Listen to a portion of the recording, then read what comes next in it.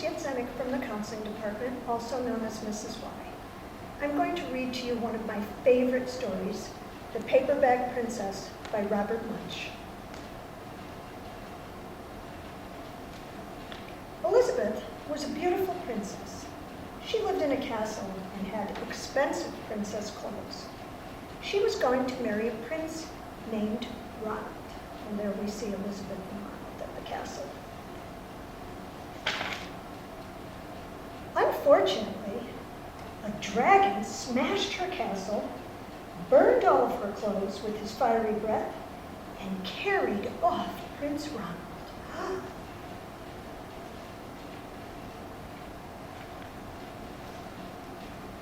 Elizabeth decided to chase the dragon and get Ronald back.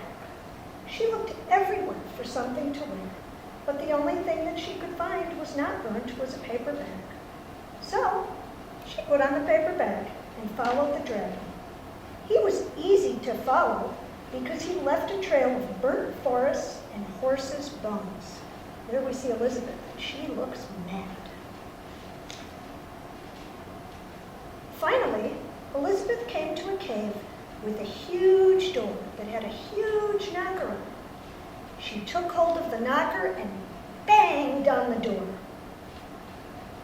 The dragon stuck his nose out of the door and said, "Well, a princess, I love to eat princesses, but I have already eaten a whole castle today. I am a very busy dragon. Come back tomorrow." And he slammed the door so fast that Elizabeth almost got her nose caught.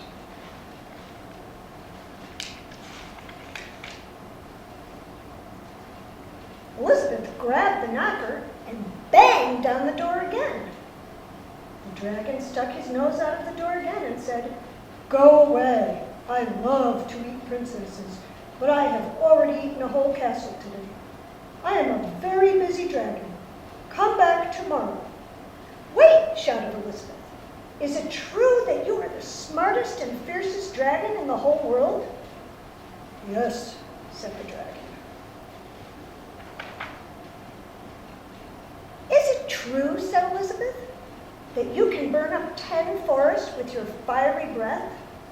"Oh, yes," said the dragon, and he took a huge deep breath, and he breathed out so much fire that he burnt up 50 forests. Look at all the fire the dragon is breathing there. "Fantastic," said Elizabeth. And the dragon took another huge breath and breathed out so much fire that he burnt up 100 forests.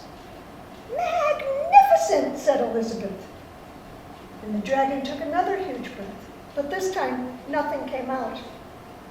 The dragon didn't even have enough fire left to cook a meatball. There he is. He can't breathe any more fire. Elizabeth said, "Dragon, is it true that you can fly around the world in just 10 seconds? "Why, yes," said the dragon, and he jumped up and he flew all the way around the world in just 10 seconds.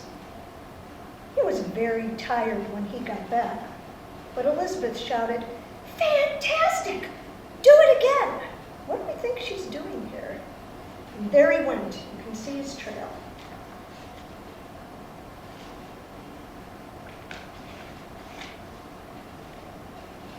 So, the dragon jumped up and he flew around the world in just 20 seconds. When he got back, he was too tired to even talk.